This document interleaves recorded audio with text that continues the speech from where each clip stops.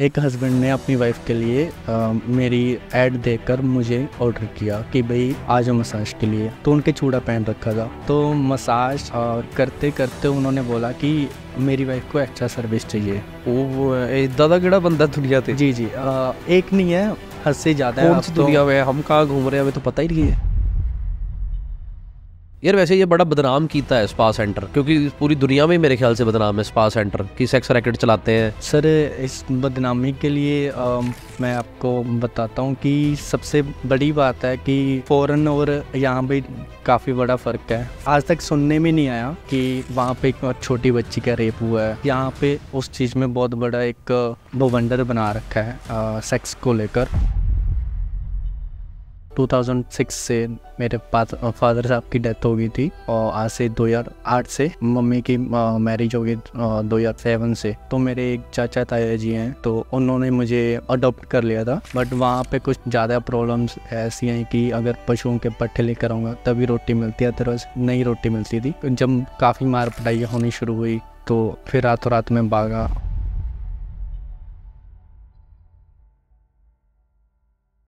कहते हैं कोई धंधा छोटा नहीं होता और धंधे से बड़ा कोई धर्म नहीं होता। हमारे देश में जितने भी स्पा सेंटर्स हैं, मसाज सेंटर हैं, सब बदनाम हैं गलत कामों के लिए। पर एक लड़का नौजवान जो ज़िंदगी में संघर्ष करके, जिसने डस्टिंग से, झाड़ू पोछा से अपना काम शुरू किया, छोटी उम्र में पापा एक्सपायर हो गए, माता जी की दूसरी शादी हो गई, और कैसे वो लड़का संघर्ष भरी ज़िंदगी में से लड़कर आज एक चलता फिरता मसाज सेंटर चला रहा है। जी हाँ, इसको गलत वे में मत लेना। और ये पॉडकास्ट मैंने खुद उस लड़के को ऑफ़र किया क्योंकि वो हमारी एनजीओ में एक ज़रिया फाउंडेशन में सेवा करने के लिए आया था। और मैंने उससे पूछा कि भाई तू अटैची उठा के कहाँ पर आ गया, तो उसने बताया कि मैं स्पेशली गुड़गांव से यहाँ पर आया हूँ। तो मैंने जब उससे बातचीत की तो मेरा मन किया कि ये भी टॉपिक एक सोशल मीडिया पे शेयर होना चाहिए। आप प्लीज़ ये पॉडकास्ट सुनने के बाद अपना ओपिनियन भी दीजिए और इसको खुले मन से सुनिए। ये कोई लड़का गलत काम नहीं कर रहा है। और बाकी यहाँ पर इस देश में फ्रीडम ऑफ वर्क है, जिसका जो दिल करता है वो कर सकता है। अच्छा बुरा वो उसको डिसाइड करना है, या आप सुन के ओपिनियन दे सकते हैं अपना। तो आइए मिस्टर मनप्रीत के साथ ये पॉडकास्ट सुनते हैं और आपको कैसा लगा सुनना ज़रूर। और हाँ, एक ज़रूरी बात, मैंने देखा है कि आप हमारे पॉडकास्टिंग को बहुत प्यार दे रहे हैं, इक्की टॉक शो हिंदी को। इसको सब्सक्राइब भी कीजिए सो दैट हमारा चैनल और बड़ा हो और हम बड़े बड़े गेस्ट इस चैनल के ऊपर ला सकें और आपको अच्छी नॉलेज और दुनिया भर का एक्सप्लोर करवा सके। सब्सक्राइब कीजिए इक्की टॉक शो हिंदी और आओ सीधा शो पे लेके चलते हैं आपको मिस्टर मनप्रीत के साथ। मसाज बाय मनप्रीत जी, आपका स्वागत है हमारे इक्की टॉक शो हिंदी के ऊपर। Thank you so much. Introduction दीजिए अपनी। मेरा नाम मनप्रीत कुमार है और मैं श्री फतेहगढ़ साहब से बिलोंग करता हूँ। विलेज फतेहपुर ही है। और मैं मतलब कि 2006 से मेरे फादर साहब की डेथ हो गई थी, तो मैं अपना जो भी घर बार छोड़कर चले गया था। पहले चंडीगढ़ में चले गया हूँ और आज से 2008 से मम्मी की मैरिज हो गई 2007 से। सो उसके बाद जो भी ये मसाज बाय मनप्रीत बनने का सफ़र है, ये कम से कम लगभग 14-15 साल का है। मुझे थोड़ा नर्वस हो रहा है मैं। तो आप खुल के बात करोगे मेरे साथ। आज हम ये पॉडकास्ट कर रहे हैं। जी, ये पॉडकास्ट मैं बड़े मतलब दिल से करता हूँ। रॉ पॉडकास्ट होता है ना, मुझे तैयारी नहीं करनी पड़ती। आप आंखों में आंखें डाल के बात क्यों नहीं कर रहे? ठीक है। मेरा फर्स्ट टाइम ही एक्सपीरियंस है, मैं इस तो पहला कभी पॉडकास्ट हो या नहीं सी मेरा। अच्छा, कभी पॉडकास्ट इंटरव्यू की नहीं? नहीं। तो मैं बता देना चाहता हूँ अपनी ऑडियंस को कि हम एक एनजीओ चलाते हैं, एक ज़रिया फाउंडेशन। तो उसमें ये भाई साहब अपना बैग लेके कल आए और वहाँ पे इन्होंने सेवा की। ये पॉडकास्ट बिल्कुल प्लान्ड नहीं था। और जब इन्होंने सेवा की तो मैंने इनसे पूछा क्या काम करते हो, इनकी लाइफ के बारे में थोड़ी सी बातें हुई। तो मुझे बड़ा अच्छा लगा कि काफ़ी संघर्ष करके ये ज़िंदगी जी रहे हैं अपनी। तो मेरा दिल किया, मेरी टीम ने सलाह की कि क्यों ना ये स्टोरी ऑन एयर हो, पॉडकास्ट के ज़रिए हम आपसे शेयर करें। तो ये हैं मनप्रीत कुमार जी, जो श्री फतेहगढ़ साहब से बिलोंग करते हैं पर गुड़गांव रहे हैं दिल्ली। कल ये हमारे पास स्पेशली दिल्ली से सेवा करने आए अपना बोरी बिस्तरा बैग लेकर, और आज हमारे स्टूडियो में है। तो बेसिकली ये मसाज करते हैं। तो इन्होंने मुझे इंट्रोडक्शन देते देते मेरे को बताया कि ये जो काम है वो छुप के किया जाता है हमारे इंडिया में, पर मैं शरेआम कर रहा हूँ। तो आज इसके बारे में खुल के बातें होंगी। Massage with Manpreet. जी सर। तो कैसे ये बिज़नेस आइडिया आपके दिमाग में आया स्पा सेंटर का? अब चलते फिरते स्पा सेंटर हो एक, बोल सकते हैं? हाँ जी। सर मेरा बस शुरू से यही रहा है कि मुझे जो बेड चाल है वो नहीं कवर करनी है। जैसे विलेज में आ रहा है कि आप +2 करने के बाद जहाँ बीए करो, ग्रेजुएशन करो, मेरा बिल्कुल ही वैसा प्लान नहीं था। क्योंकि मैंने देखा था कि जो भी लोग हैं वो बीए कर रहे हैं, बट अब वो पहले पैसे कितने इन्वेस्टमेंट कर रहे हैं, कितनी महंगी महंगी ये ग्रेजुएशन हो रही है, चाहे एमए हो गई, कुछ भी है। मैंने बीपीईएस करी है यूनिवर्सिटी से, but BBA? BPES bachelor physical education and sport, Shri Guru Granth साहब वर्ल्ड यूनिवर्सिटी से। ये कहाँ है? ये श्री फतेहगढ़ साहिब में है। ये कब की थी आपने? ये मैंने 2018-19 में मेरी कंप्लीट नहीं हुई कोविड से पहले, कुछ पैसों की प्रॉब्लम के कारण ये सारे। अगर आप बुरा ना माने तो मैं पूछ सकता हूँ कि पापा क्या करते थे? पापा 2006 से ही डेथ हो गई थी उनकी हार्ट अटैक से, और तब मैं अपनी बुआ जी के पास रह रहा था चंडीगढ़ में। पापा करते क्या थे? वो प्लम्बर थे जी। और मदर? मदर हाउस वाइफ थे। अच्छा, मदर की अब शादी हो गई? हाँ, उनकी मैरिज हो गई है, 2007 में हो गई थी। तब आपकी एज कितनी थी? 8 से 9 साल की थे। फिर आप किसके पास रहे? मैं पहले बुआ जी के पास था, तो मेरे एक चाचा ताया जी हैं, तो उन्होंने मुझे अडॉप्ट कर लिया था कि आप हमारे साथ रहो। बट वहाँ पे कुछ ज़्यादा प्रॉब्लम्स ऐसी हैं कि अगर पशुओं के पट्ठे लेकर आऊँगा तभी रोटी मिलती है, अदरवाइज नहीं रोटी मिलती थी। ये बुरे दिन देखे हैं। और मुझे फ़ुटबॉल का बहुत ज़्यादा शौक़ है। मैं पंजाब की तरफ से खेला हूँ, स्टेट खेला हूँ, और श्री गुरु ग्रंथ साहब वर्ल्ड यूनिवर्सिटी से एक खालसी खेतों में, और इंटर यूनिवर्सिटी वो भी मैंने कंप्लीट करी है, जो गेम होती है फुटबॉल की। सो वहाँ पे भी मेडलिस्ट हूँ मैं। तो कहने का मतलब ये है कि मुझे बाकी जो पड़ोसी हैं उन्होंने सपोर्ट करी कि आप फुटबॉल अच्छे से खेलते हो तो इंडियन आर्मी में आप ट्राई करो, इनको छोड़ दो। तो जब काफ़ी मार पिटाई होनी शुरू हुई तो फिर रातों रात में भागा।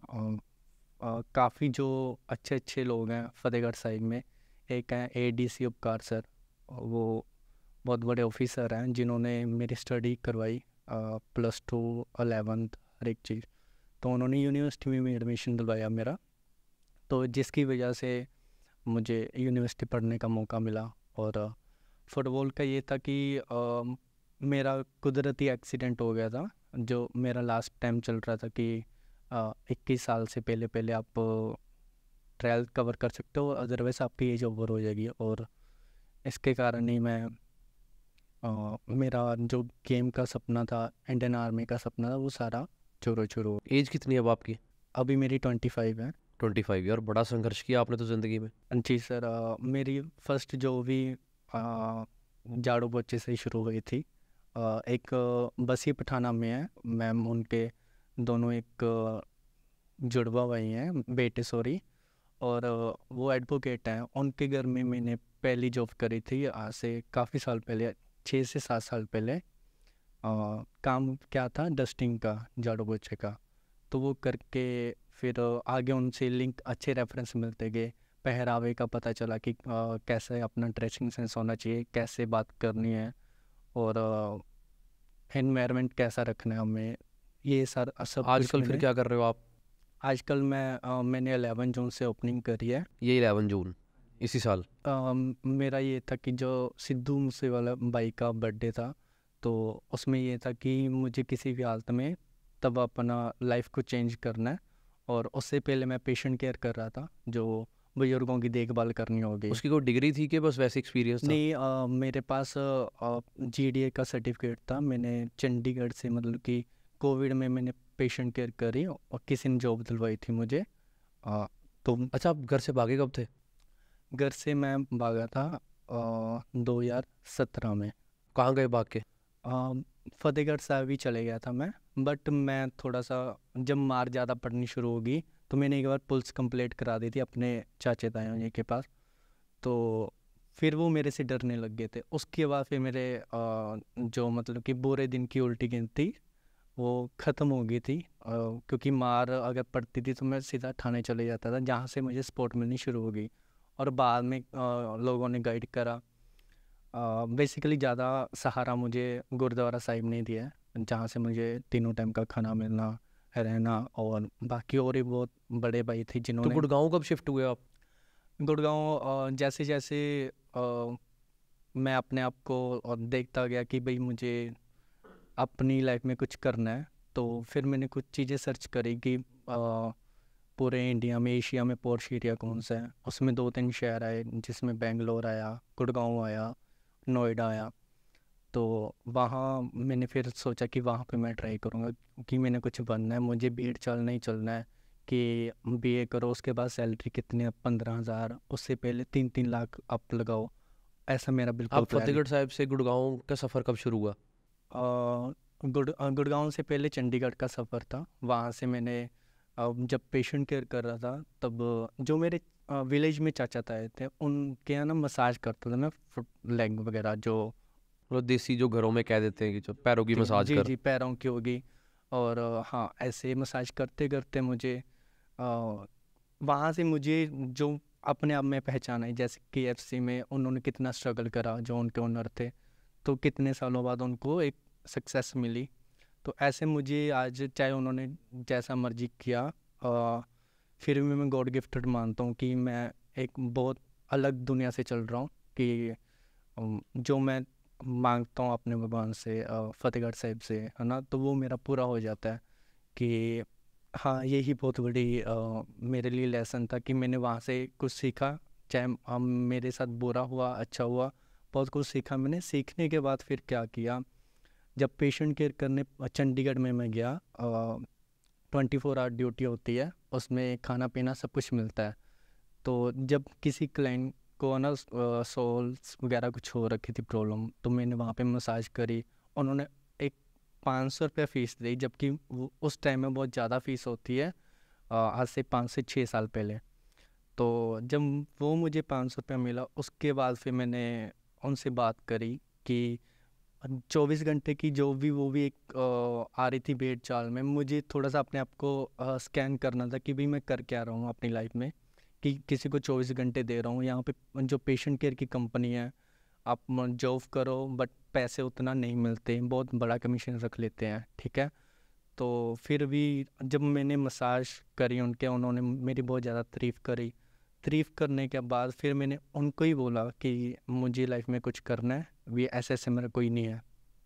उन्होंने मुझे चेन्नई भेज दिया।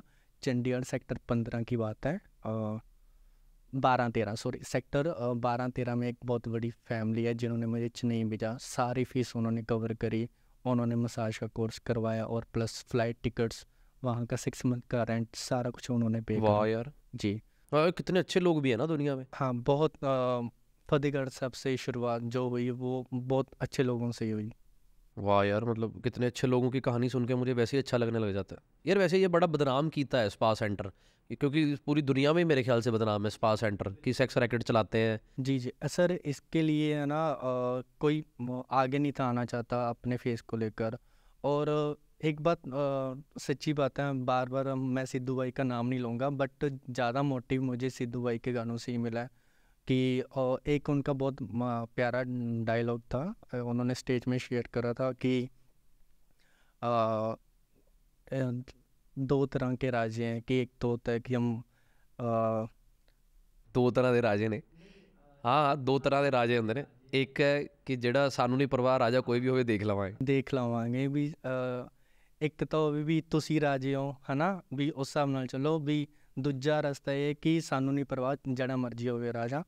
ਉਸ ਹਿਸਾਬ ਨਾਲ ਇਹ ਮੈਨੂੰ ਇਹ ਸੀ ਕਿ ਮੈਂ ਦੁਨੀਆ ਤੋਂ ਅਲੱਗ ਕਰਾਂਗਾ ਤੇ ਆਪਣਾ ਫੇਸ ਦਿਖਾ ਕੇ ਮੈਂ ਜੋ ਵੀ ਇਨਵੈਸਟ ਕੀਤਾ, ਮੇਰਾ ਘਰ ਮੈਂ ਸੇਲ ਕਰ ਦਿੱਤਾ ਮਜਬੂਰੀ 'ਚ ਆ ਕੇ, ਕਿਉਂਕਿ ਉਸ ਤੋਂ ਪਹਿਲਾਂ ਕੋਈ ਬਾਂਹ ਨਹੀਂ ਸੀ ਫੜਦਾ। ਕੋਰਸ ਕਰਵਾ ਦਿੱਤਾ ਸੀ, ਉਹ ਸਭ ਕੁਝ ਠੀਕ ਹੈ, ਗੋਡ ਗਿਫਟਡ ਹੈ, ਬਹੁਤ ਉਹਨਾਂ ਦਾ ਸਹਾਰਾ ਰਿਹਾ। ਪਰ ਉਸ ਤੋਂ ਬਾਅਦ ਇਨਵੈਸਟਮੈਂਟ ਕਰਨਾ ਉਹ ਮੇਰੇ ਲਈ ਬਹੁਤ ਟਫ ਸੀ। मतलब एक जगह लेके वो स्पा सेंटर खोल लो। ਨਹੀਂ, ਸਪਾ ਸੈਂਟਰ ਨਹੀਂ ਖੋਲ੍ਹਣਾ, ਵੀਡੀਓ ਬਣਾਉਣ 'ਚ ਬਹੁਤ ਵੱਡੀ ਇਨਵੈਸਟਮੈਂਟ ਲੱਗਦੀ ਹੈ। ਘੱਟੋ ਘੱਟ ਕਾਫੀ ਹਜ਼ਾਰਾਂ ਦੇ ਹਿਸਾਬ ਨਾਲ ਖਰਚਾ ਆਇਆ। ਪਹਿਲਾਂ ਤਾਂ ਮਾਡਲ ਨਹੀਂ ਕੋਈ ਮੰਨਦੀ, ਫਿਰ ਮਾਡਲ ਵੀ ਅਰੇਂਜਮੈਂਟ ਸਾਰਾ ਕੁਝ ਮੈਂ ਆਪਣੇ ਹੱਥੋਂ ਕੀਤਾ। ਔਰ ਰਾਤੋਂ ਰਾਤ ਕਾਫੀ ਟਾਈਮ ਤੋਂ ਜੋ 3-4 ਵਜੇ ਤੱਕ ਸਟਰਗਲ ਚੱਲਦਾ ਰਿਹਾ ਕਿ ਮਾਰਕੀਟਿੰਗ ਕਿਵੇਂ ਕਰਨੀ, ਕਿਵੇਂ ਕਿਵੇਂ प्रमोशन करनी, हर चीज़। जो मेरे अब मैंने अपने लोगों को ही, अपनी फ़ोटो को ही ब्रांड बना दिया है, मसाज बाय मनप्रीत। मेरे खुद का फेस है जिसमें मसाज बाय मनप्रीत, और नीचे स्कैनर वगैरह लगा रखे हैं। और जब से ये आइडिया मिला है, और फिर इसमें भी मैंने फ़र्क देखा कि हम नॉर्मल टी शर्ट पहनते हैं, आपको कोई नहीं पहचानेगा इतने बड़े लोगों में। जैसे मेट्रो है गुड़गांव की, लाखों के हिसाब से लोग आते जाते हैं, कोई नहीं पहचानेगा। बट जैसे मेरा ब्रांड है और मसाज बाय मनप्रीत पे पीछे भी लिखा है और आगे भी लिखा है, और स्कैनर्स दे रखे हैं वेबसाइट के, इंस्टाग्राम पे, हर एक चीज़ के, अगर लोग स्कैन कर रहे हैं तो पहचान जाएंगे कि ये वो लड़का है जिसने अभी जस्ट अपना। अच्छा, हमारे देश में बदनाम क्यों है? देश में नहीं, पूरी दुनिया में बदनाम है सारे स्पा सेंटर्स या मसाज सेंटर, ये बदनाम क्यों है? सर इस बदनामी के लिए मैं आपको बताता हूँ कि सबसे जो बड़ी बात है कि फ़ॉरेन और यहाँ पे काफ़ी बड़ा फ़र्क है। आज तक कभी भी ये नहीं सोचा, आज तक सुनने में नहीं आया कि वहाँ पे छोटी बच्ची का रेप हुआ है, और ना ही बड़ों का ना ही छोटों का। जितना तक मैंने आज तक सर्च करा, यहाँ पे उस चीज़ में बहुत बड़ा एक बवंडर बना रखा है सेक्स को लेकर। तो यहाँ पे ये है, ओपन नहीं है। अगर पार्क में जाते हैं तो पार्क में अलग मतलब कि कई पार्टी आ जाते हैं, पुलिस आ जाती है। अगर कोई गर्लफ्रेंड बॉयफ्रेंड रूम में आ रहे हैं तो वहाँ पे मम्मी पापा या फिर और बदनामी हो रही है। अगर हम होटल में जा रहे हैं तो वहाँ पे अलग जो एक पुलिस की रेड वेट का। तो यहाँ पे लोगों को ओपन बनाए नहीं रखा। अब मैं आपको एक चीज़ और थोड़ा, ओपन मतलब सेक्स सेंटर्स ओपन होने चाहिए देश में? नहीं ओपन नहीं होने चाहिए, कहने का मतलब ये है कि इससे रेप होने बंद हो जाएंगे अगर सेक्स अगर सेंटर्स ओपन हो जाए। सेक्स सेंटर नहीं, कि अगर उतना ओपन हो जाए जितना फॉरेन में अभी किसी चीज़ को लेकर जैसे इशू बना रखा है यहाँ पे भी। हाँ, अगर कोई दिल्ली में तो जीबी रोड है सबसे ज़्यादा, फिर वहाँ पर क्यों होते हैं रेप?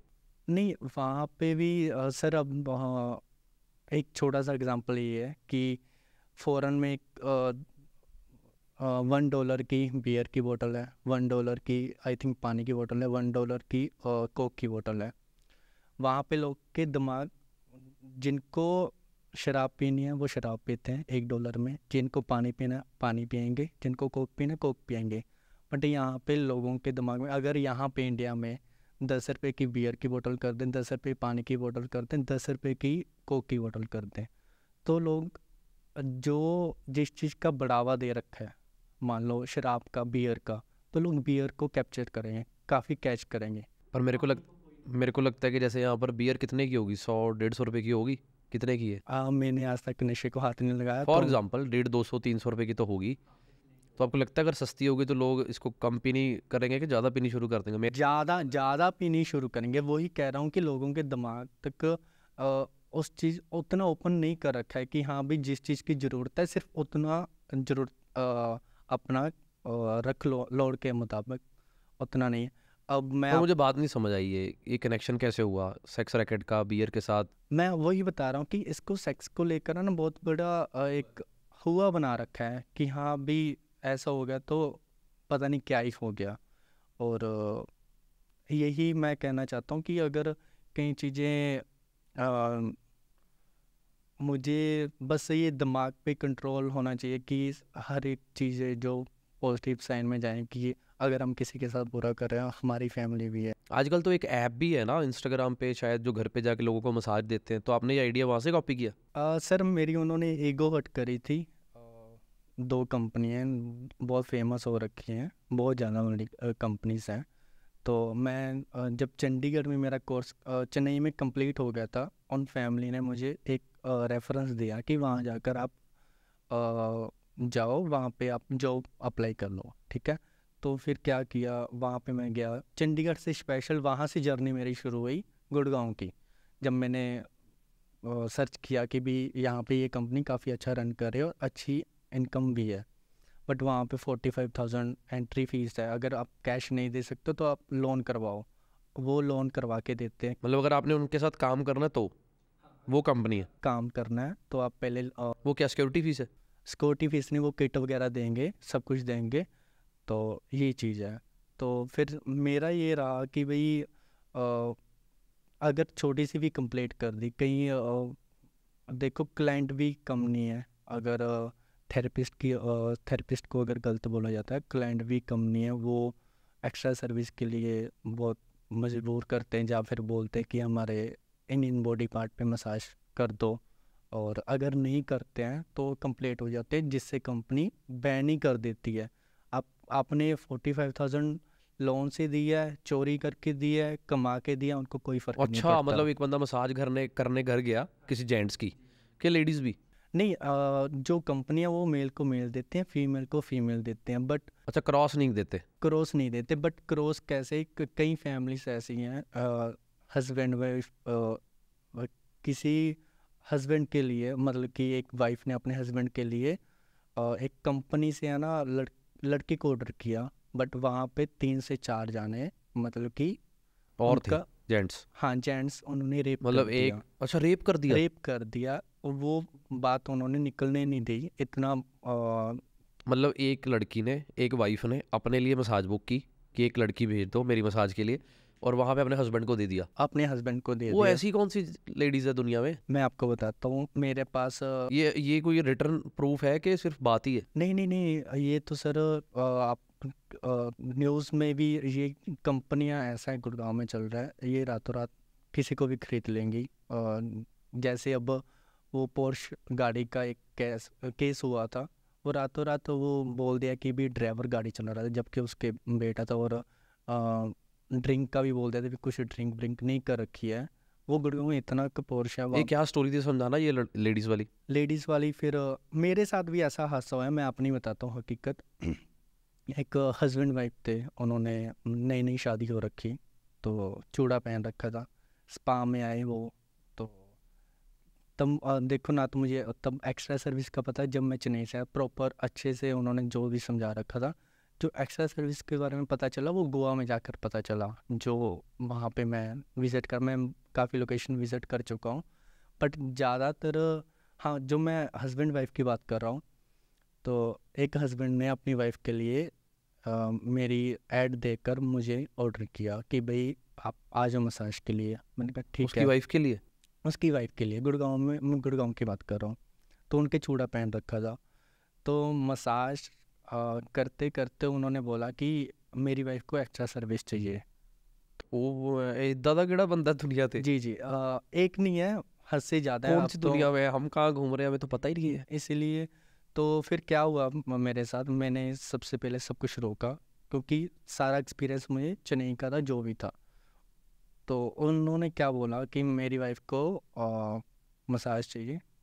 पहले तो अपने लिए बुक करा मुझे कि सर मुझे मसाज चाहिए, आप आ जाओ, ये फीस है। कह रहे ठीक है। उन्होंने टैक्सी का भी पे किया, हर एक चीज़ अच्छे से। सारी एडवांस पेमेंट? नहीं, एडवांस पेमेंट नहीं, मैं कभी एडवांस पेमेंट नहीं लेता हूँ। उनके जब घर पे पहुँच जाता हूँ तो पहले फ़ीस लेनी हमारा फ़र्ज़ होता है, नहीं तो कई क्लाइंट ऐसे भी हैं फ़ीस नहीं पे करते हैं। तो उन्होंने जब बुक करा, अपनी वाइफ कह रहे कि मेरी वाइफ की मसाज है, तो पेमेंट तो उन्होंने दे रखी थी। तो और मुझे भी ये था कि इस टॉपिक, पहले मैं हस्बैंड वाइफ की बात क्लियर करता हूँ, उसके बाद एक बात और है जो काफ़ी इम्पोर्टेंट है, ये भी दुनिया को पता होनी चाहिए। ओके। तो जब उन्होंने बोला कि भाई मेरी वाइफ को मसाज चाहिए, चलो मसाज कर दिए। ओके, जब मसाज का टाइम पूरा हो गया, उसके बाद बोल दिया कि एक्स्ट्रा सर्विस प्राइवेट पार्ट्स हैं उन पे भी मसाज कर दो। तो ये बोला, जब हमारा कोई कोर्स होता है तब वहाँ पे शपथ होती है, एक उनकी भाषा में शपथ ही बोलते हैं कसम को, कि भी ऐसे ऐसे नई हरकत होनी चाहिए, भी इन चीज़ों का ध्यान रखना, नहीं तो अदरवाइज़ आप बदनाम हो सकते हो। तो ठीक है, ये सारा हमारे दिमाग में था। चलो उन्होंने बोला, फिर जब वो उन्होंने डील करी कि भाई ये सर्विस होनी चाहिए, फिर मैंने उनसे सर से पूछा कि सर आप अपनी वाइफ के लिए कैसे बोल सकते हैं कि आप जो बोल रहे हैं वो हो जाएगा, कि ऐसा तो दूध से धुला तो मैं भी नहीं हूँ, मैं आपको रियलिटी बता रहा हूँ, जो बोल रहे हैं वो हो जाएगा, बट मुझे क्लियर करो कि ये आपने अभी नया जोड़ा पहन रखा है, सब कुछ हो रखा है, कि आप क्यों ऐसा क्यों, इस चीज़ का जवाब दे दो, मेरे में टेंशन ना आए। तो फिर उसके हस्बैंड की बजाय उसकी वाइफ ने मुझे जवाब दिया कि वहाँ पे गुड़गांव में काफ़ी परसेंट गेय लोग हैं कि जो अपनी वाइफ को सेटिस्फाई नहीं कर सकते। सो उसमें क्या आया कि अब अगर दोनों में लड़ाई हो रही है, डिवोर्स हो रहा है, तो वहाँ पे एक एक घर भी अगर करोड़ों के हिसाब से है, लाखों में तो है ही नहीं है। वहाँ पे रूम भी लोगे तो कम से कम, फ्लैट लोगे तो 1-1.5 लाख रुपए जमा कराना पड़ेगा, उससे पहले आपको रूम में एंट्री नहीं मिलती है। ठीक है, तो अगर मान लो वहाँ पे दोनों में डिवोर्स हो रहा है, तो करोड़ों की प्रॉपर्टी फीमेल ले जाएगी, उनकी वाइफ, और उसके बाद फिर क्या होएगा, रिश्तेदारों में बदनामी, और फिर ये बदनामी के बजाय फिर दोनों का ये प्रॉमिस रहा, ये कॉम्प्रोमाइज़ रहा कि अगर तुझे बेबी भी चाहिए वो भी मेरे आंखों सामने होएगा, अगर तुझे सेटिस्फेक्शन चाहिए वो भी मेरी आंखों सामने होएगा, बट एक डील होता है कि तू ना तो फैमिली को बताना, ठीक है, और ना ही मतलब कि ये डिवोर्स वाला कोई साइन होना चाहिए। ये चल रहा है ये कुछ? ये बेंगलोर और गुड़गांव में काफ़ी फेमस हो रखा है। मतलब पूरी सलाहकारी से ये कुछ चल रहा है? हाँ, ये इसमें इससे अलावा कुछ भी नहीं है। अगर आप नहीं मतलब कि सेटिस्फाई कर सकते तो उसके लिए ये लोगों ने जो कम्युनिटी स्पा बना रखी? स्पा वालों ने ऐसे ऐसे ये चीज़ें डील हो रही हैं उसमें। दोनों तरफ देखा जाए, एक तो उसके लड़के के पैसे काफ़ी बच रहे हैं जो डिवोर्स होने में, ठीक है, एक बदनामी से बच रहा है, और मजबूरी में शादियाँ हो रही हैं कि जैसे मान लो अब मेरे घर वालों ने प्रेशर लगा रखा है कि भाई मेरे घर वालों ने मतलब बोल रखे कि इतनी एज हो गई शादी करा लो, अगर मैंने शादी करा भी ली और मुझे पता है मेरे में क्या प्रॉब्लम है, एक नहीं वहाँ पे बहुत लोगों में प्रॉब्लम है। मैं काफ़ी टाइम से वहाँ पे अपना काम कर रहा हूँ। सो यही कहानी थी कि ऐसे ऐसी मेरे मन फैमिलीज। में एक सवाल आ रहा है यार, मैं अगर आपसे पूछूं तो आप बुरा जी तो नहीं मानोगे? बोलो सर। आप ट्रांसजेंडर तो नहीं हो? नहीं बिल्कुल भी नहीं हुआ जी। मैं एक नॉर्मल हूँ, बट प्रॉब्लम ये है कि जैसे ही फैमिलीज़ में हेल्थ केयर टेकर हो गए, वहाँ से काफ़ी कुछ चीज़ें सीखी कि भाई आवाज़ इतनी क्यों होनी चाहिए, अगर आप इससे ज़्यादा बोल रहे हो तो उस हिसाब से मुझे। हमारे समाज में कुछ लोग ऐसे हैं ना जो अपना जेंडर बताने के लिए भी बड़ा शर्म सा महसूस करते हैं, क्योंकि हमने एक ट्रांसजेंडर के साथ भी पॉडकास्ट किया था, और मैं बिल्कुल समझता हूँ कि ये नेचुरल है, ये कुदरती है। हम अपनी मर्ज़ी से लड़का नहीं है, कोई अपनी मर्ज़ी से लड़की नहीं है, और वो कोई अपनी मर्ज़ी से ट्रांसजेंडर नहीं है, चाहे वो फिर गे है, चाहे फिर वो कोई भी आ गया ना LGBTQ, वो जो भी है। पर लोग बताते भी डरते हैं। कई बार आप किसी को मिल के महसूस कर लेते हो कि ही इज़ नॉट स्ट्रेट, तो पर वो मानते नहीं है, मेरे साथ वो एक्सेप्ट नहीं कर पाते फिजिकली कि हाँ, आई एम नॉट मैन और I am not a woman. वो आई थिंक ये पंजाब में होएगा जो किस्सा होएगा। गुड़गांव में तो वहाँ पे तो तारीफ करी जाती है कि भाई जो भी तू बता रहा है उसको मतलब कि उल्टा नहीं पढ़ते हैं लोग यहाँ पे, मतलब कि घर से निकाल देते हैं, पंजाब में, बेदखल कर हाँ, देते हैं, बट वहाँ पे पंजाब नहीं में है। सोसाइटी बहुत गालियाँ निकालती है इनको, क्रिटिसाइज़ करती है, बहुत कुछ होता है, डिस्क्रिमिनेट होता है, सोशल मीडिया पे मजाक उड़ता है। जी, बट वहाँ पे नहीं, वहाँ पे तो आईडी मेंशन करी जाती है स्पेशल बायो में कि ट्रांस अलग अलग चीज़ें, तो अच्छा, फिर उसमें। उस स्टोरी का क्या बना उसकी फिर वाइफ की? जब उसने बोला कि आप मेरी वाइफ की मसाज कर दो प्राइवेट पार्ट्स पे, तो आपने कर दी? तो हाँ, अब ये जो मेन टॉपिक है वो तो कवर हो गया हस्बैंड वाइफ की, हाँ जो भी बात है। अब बस स्पा का काम जो है, अब मान लो अब मैं कम से कम 28,000 रेंट पे कर रहा हूँ। एक फ्लैट है, मतलब कि एक रूम है, डबल शेयरिंग का है। अगर 2 जाने रह रहे हैं तो 15-15 हज़ार है, अगर एक जाना है तो 28,000, बिल विल लगा के 30,000 पड़ जाता है। तो अगर गुड़गांव में है, अब मेल और फीमेल में आपको फ़र्क बताता हूँ क्या क्या फ़र्क है। एक फ़ीमेल मसाज कर रही है, उस मेल्स मसाज कराने वाले स्पा सेंटर में चले जाते हैं, फीमेल्स नहीं जाती हैं। मैंने उससे पहले कम से कम 4 साल मैंने जॉब करी है एज अ मैनेजर गुड़गांव में, और एक गोवा में जगह है, अब गुड़गांव में लास्ट में, मतलब कि उससे आगे कोई जगह नहीं है, मडगांव, सॉरी। हाँ, गुड़गांव में और मडगांव का एक्सपीरियंस है जो मेरे पास, तो उसकी वजह से मैंने अपना जो इन्वेस्ट करने का सोचा, क्या सोचा कि मैं होम सर्विस दूंगा, क्योंकि वहाँ पे क्या था, मेल्स को कोई प्रॉब्लम नहीं है अपने किसी भी चीज़ को लेकर वो फीमेल के पास चले जाते हैं। एक दिन में अच्छे स्पा में फीमेल्स काफ़ी अच्छी अर्निंग कर लेते हैं अगर नॉर्मली मसाज भी हो रही है तो, ठीक है, no extra service. No extra service. मैं ये जानना चाहता हूँ कि मसाज को इतना बड़ा हुआ क्यों बनाया हुआ है? Massage is so compulsory for the body. जो बॉडी बिल्डर्स हैं या जो पहलवानी करते हैं, मतलब मसाज तो कितने सालों से चलती आ रही है हमारे समाज में, पर आज मसाज को इतना बड़ा हुआ क्यों बना दिया गया है? वही सर, कंट्रोल। क्योंकि मसाज के नाम पे गलत काम भी हो रहे हैं। जी, वो फिर वो चाहे पंजाब हो, चाहे गुड़गांव हो, चाहे गोवा हो। गोवा, बिल्कुल बिल्कुल बिल्कुल। मतलब मसाज सेंटर का शेल्टर लेकर अंदर गलत काम हो रहे हैं। कितने परसेंट गलत काम हो रहे हैं? कितने परसेंट जो स्पा सेंटर्स हैं उसमें सच में सिर्फ मसाज ही होती है? मेल और फीमेल का बहुत बड़ी प्रॉब्लम कर रखी है जो कई स्पा ओनर्स हैं, क्योंकि मैंने एक्सपीरियंस जो करा है मैं वही बताऊंगा, जो भी होगा सच ही बताऊंगा, ठीक है, कि वहाँ पे सैलरी नहीं दी जाती है, चाहे मेल हो चाहे फीमेल हो। स्पा सेंटर में स्पा सेंटर्स में जहाँ पे लड़कियाँ मजबूर होती हैं बेचारियाँ एक्स्ट्रा सर्विस के लिए, तो अगर मान लो मेरे को आज तक ना ये बात वैसे समझ नहीं आई कि लड़कियां एक्स्ट्रा सर्विस के लिए मजबूर क्यों हैं।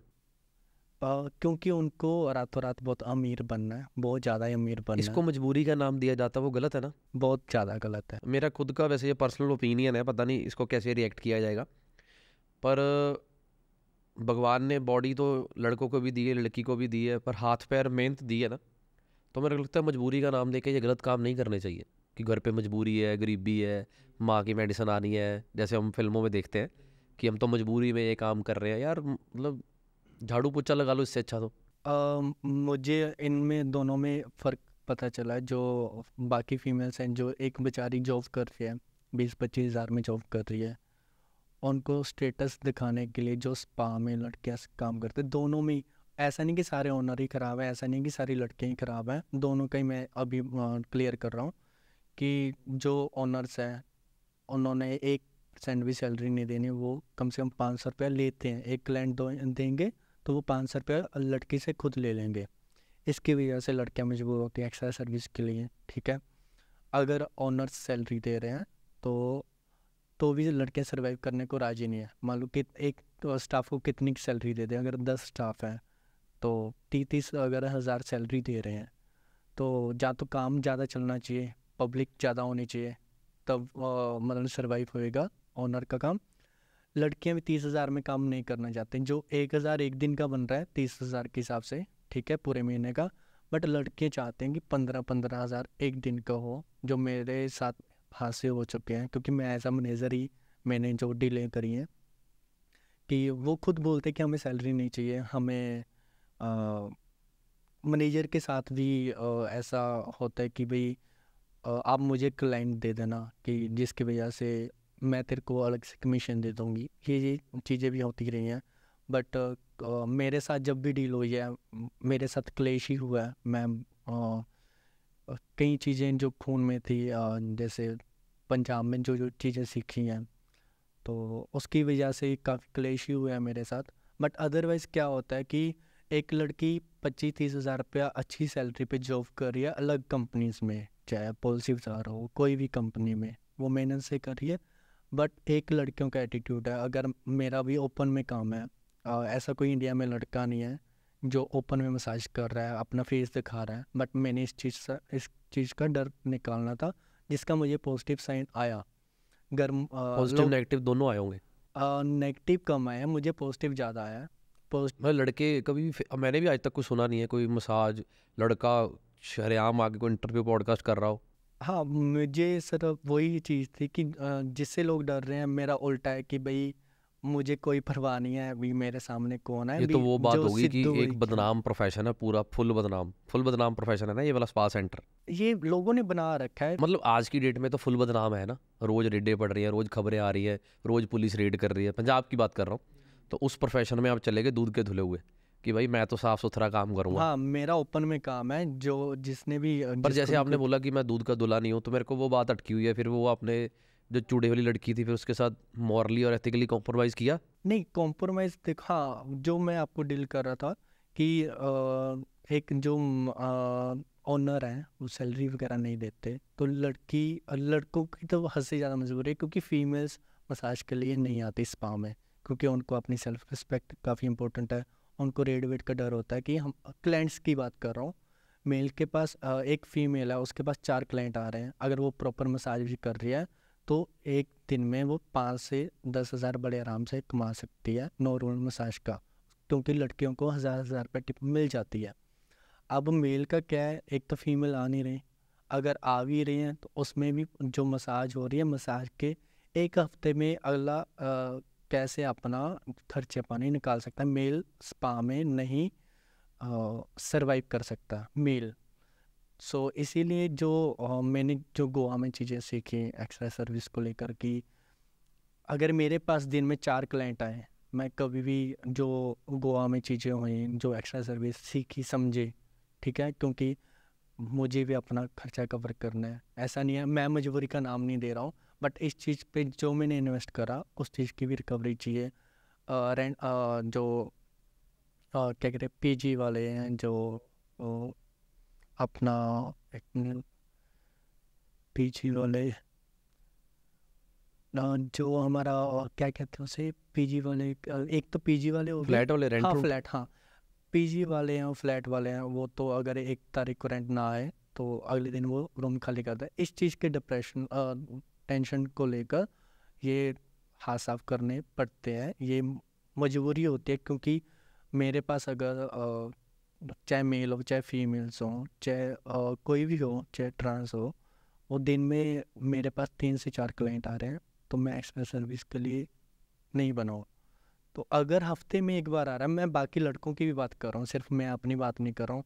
देखो एक तो पहले इंसान ने मतलब कि फुल ओपन में काम कर रहा है, और ऊपर से एक पॉडकास्ट जो काफ़ी पॉपुलर चल रहा है उसमें भी एक क्लियर बात कर रहा है, तो मुझे अपने दिल का पता है कि भाई मैं किसी को ज़बरदस्ती नहीं करता हूँ, और ना ही मेरा कुछ ऐसा दिल दिमाग में होता है। पर यार भाई यार ये रिस्क वाला काम नहीं है? जैसे आप किसी अननोन जगह पे जा रहे हो, अननोन वहाँ पर लड़के हैं, जैसे कोई लड़के ही आपको बुला लें 5-7, फिर वही आपसे सेक्सुअली हरासमेंट कर दें फिर?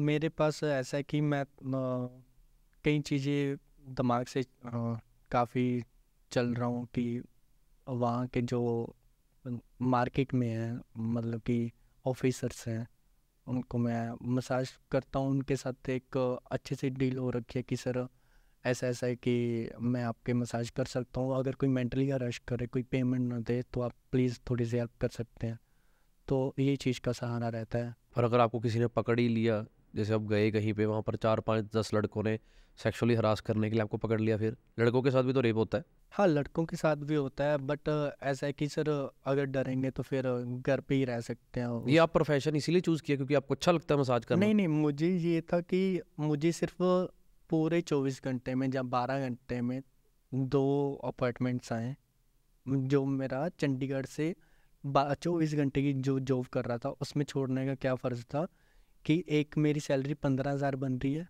12 घंटे की जॉब में पेशेंट केयर में, और एक 500 रुपये मिला सिर्फ मुझे 15-20 मिनट की मसाज में, समझ रहे हो।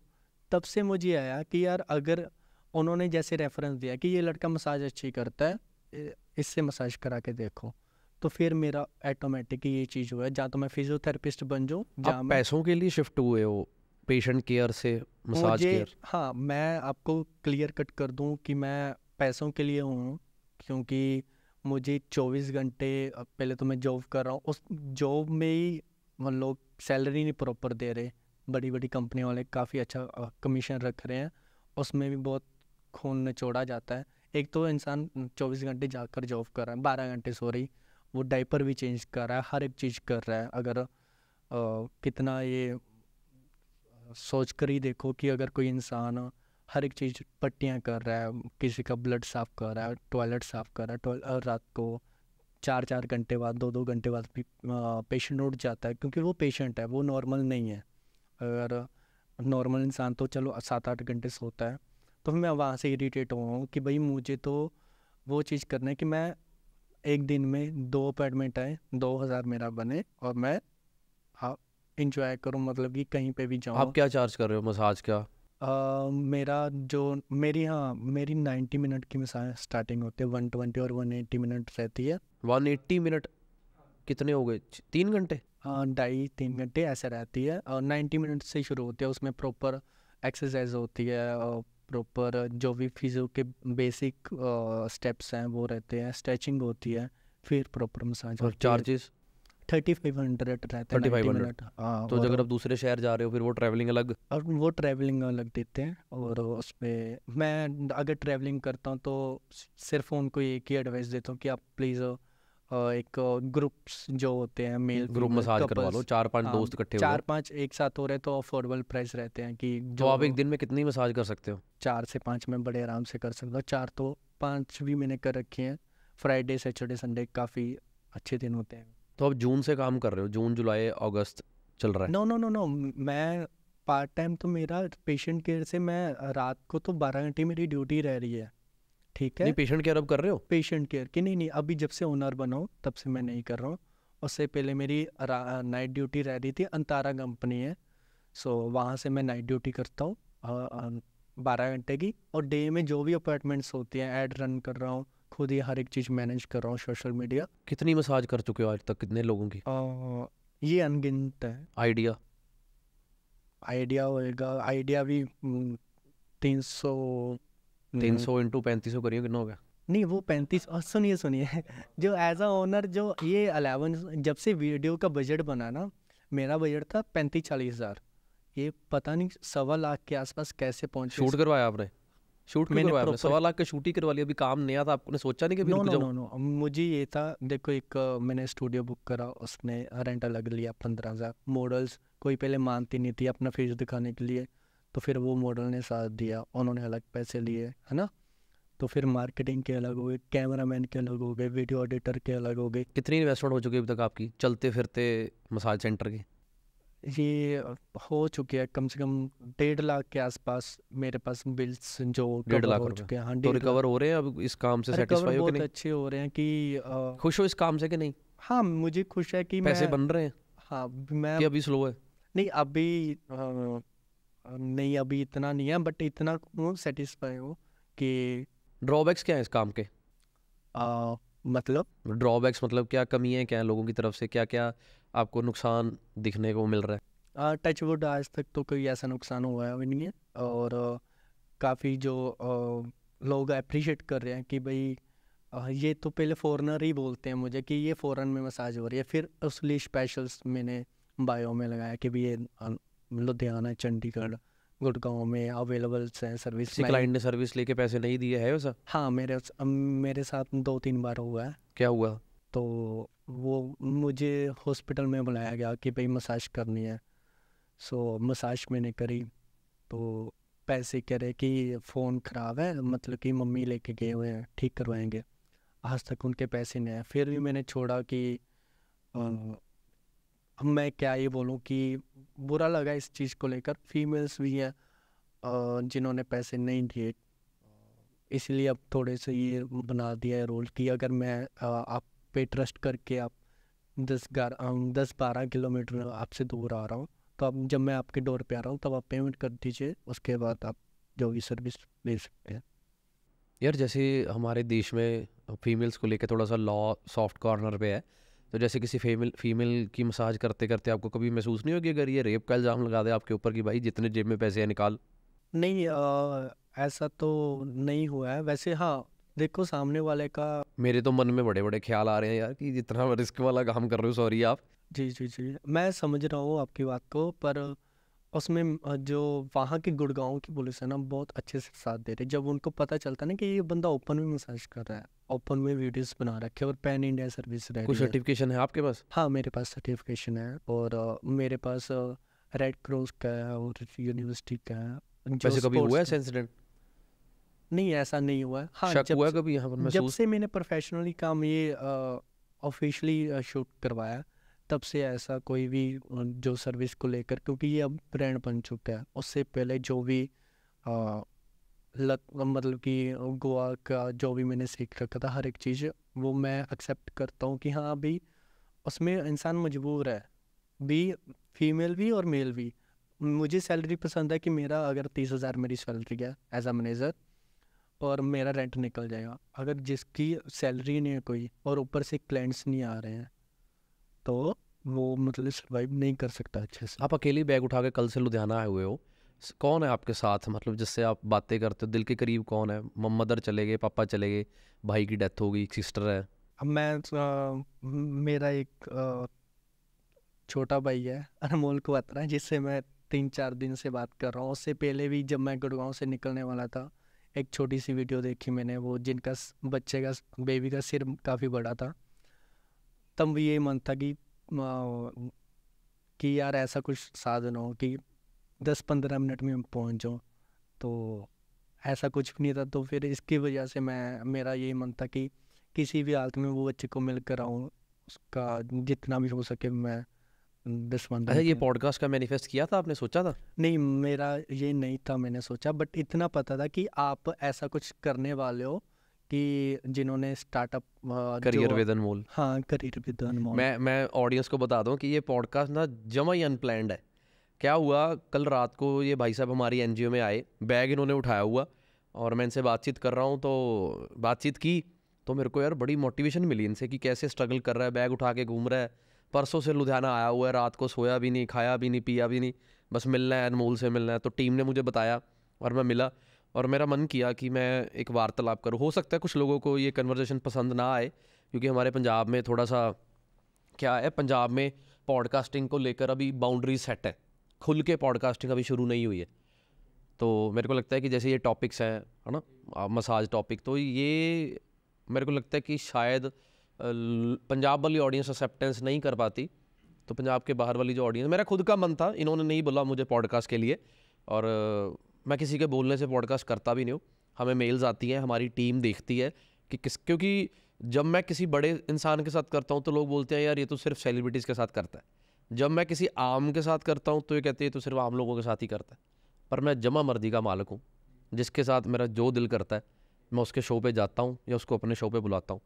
पर मेरे को आपकी जो कल मैंने छोटी सी इन शॉर्ट आपकी स्टोरी सुनी, मुझे बड़ा बुरा भी लगा आपके लिए, और बड़ा अच्छा लगा कि आपकी हिम्मत क्या है, इतना कुछ हो गया आपकी लाइफ में।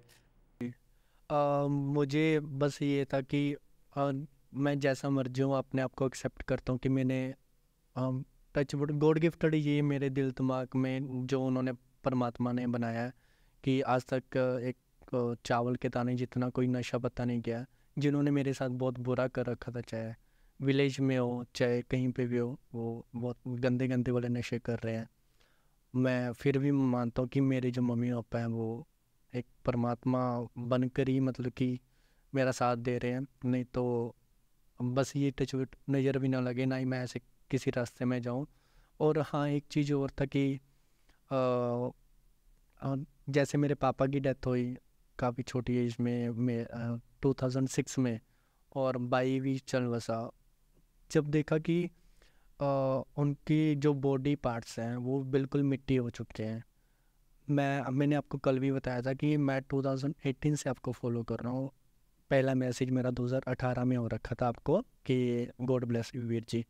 ते उदों ये सी भी किसी दी ना किडनी वगैरह कुछ खराब हो रखी सी।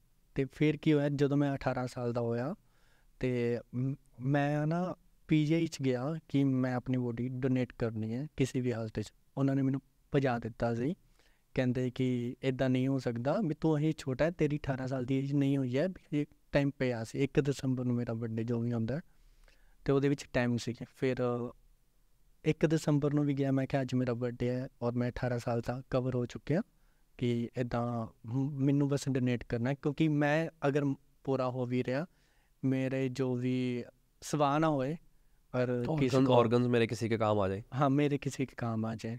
तो उसमें भी बहुत ज़्यादा क्लेश हुआ, सरपंच को लिख कर देना। और उनको ये था कि पता नहीं ये कैसे ही अलग चल रहा है, इसलिए कहीं बोलते हैं कि तूने कोई नशा पत्ता कर रखा है, तू कैसी बातें करता है। मुझे बस भेड़ चाल ही नहीं पसंद। मैं कम से कम इस पॉडकास्ट में 10 बार भेड़ चाल का नाम दे चुका हूँ, बट मुझे ये है कि मुझे वो चीज़ें अपनानी नहीं है जो चल रही हैं कि हाँ स्टडी करनी है तो उसके बाद ये जॉब करो।